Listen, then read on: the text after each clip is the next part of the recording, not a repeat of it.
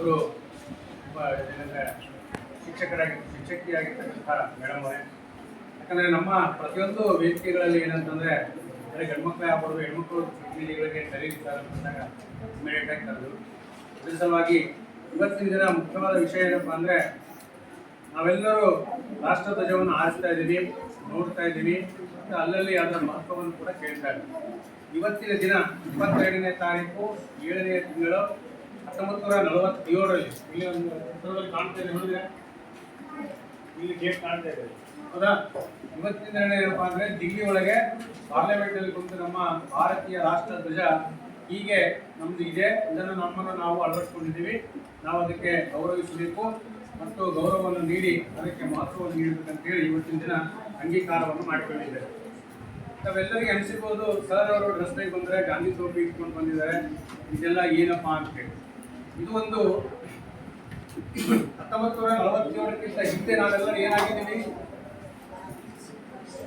1947ಕ್ಕಿಂತ ಹಿಂದೆ ನಾವೆಲ್ಲರೂ ಏನಾಗಿದ್ದೀವಿ, ಹಿಂದೆ ನಮ್ಮ ಪೂರ್ವಜರು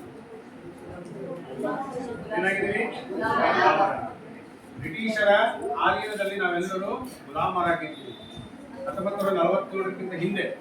ಆದರೆ ಈ ಒಂದು ಭಾರತ ಸೇವಾದಳ ಸಂಸ್ಥೆ ಈ ಕಡೆ ಎಲ್ಲರಿಗೂ ಕನ್ನಡ ಅರ್ಥ ಆಗುತ್ತಾ? ಈ ಕಡೆ ಅರ್ಥ ಆಗುತ್ತೆ, ಈ ಕಡೆ ನಿಮಗೆಲ್ಲ ಬರುತ್ತಾ? ತೊಂದರೆ ಏನಿಲ್ಲ ನೋಡಿ, ಮಧ್ಯದಲ್ಲಿ ಸ್ವಲ್ಪ ಹಿಂದಿಯಲ್ಲಿ ಹೇಳಕ್ಕೆ ಪ್ರಯತ್ನ ಮಾಡ್ತೀವಿ, ಸರಿನಾ? 1947ಕ್ಕಿಂತ ಮುಂಚೆ ದಿನಾಂಕ 28/12/1923 ದಿನಾಂಕ ನೋಟ್ಬುಕ್ ಏನಿದ್ರೆ ಸ್ವಲ್ಪ ನೀವು ಬರ್ಕೋಬಹುದು, ಇಲ್ಲಾಂದ್ರೆ ಬಿಡ್ಬೋದು. 28/12/1923 ಇದೇ ನಮ್ಮ ಪಕ್ಕದ ರಾಜ್ಯ ಆಗಿರ್ತಕ್ಕಂಥ ಆಂಧ್ರ ಪ್ರದೇಶದ ಕಾಕಿನಾಡಿನಲ್ಲಿ ಹಿಂದೂಸ್ತಾನಿ ಸೇವಾದಳ ಅಂತೇಳಿ ಪ್ರಾರಂಭ ಆಗ್ತದೆ.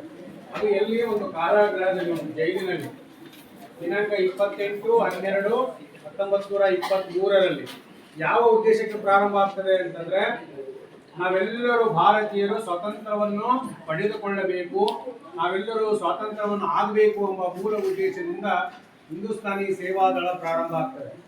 ಆ ಸೇವಾದಳದ ಪ್ರಥಮ ಅಧ್ಯಕ್ಷರು ಜವಾಹರ್ಲಾಲ್ ನೆಹರು ಆಗ್ತಾರೆ. ಕಾರ್ಯದರ್ಶಿಗಳು ಈಗ ನಾವೇನು ಫೋಟೋ ಹಾಕಿದ್ವಲ್ಲ, NS ಹರ್ಡೇಕರ್ ಅಂತೇಳಿ, ಅವರು ಕಾರ್ಯದರ್ಶಿಗಳಾಗಿ ಚಾಲನೆಯನ್ನು ನೀಡ್ತಾರೆ. ಆ ಒಂದು ಸಂಸ್ಥೆಯಲ್ಲಿ ಯಾರಿಗೆ ತರಬೇತಿ ಕೊಡ್ತಾರೆ? ಚಿಕ್ಕ ಮಕ್ಕಳಿಗೆ, ಯುವಕರಿಗೆ, ಮಹಿಳೆಯರಿಗೆ ಮತ್ತು ಹಿರಿಯರಿಗೆ ಎಲ್ಲರಿಗೆ ತರಬೇತಿ ಕೊಡ್ತಾರೆ. ಏನು ಕೊಡ್ತಾರೆ?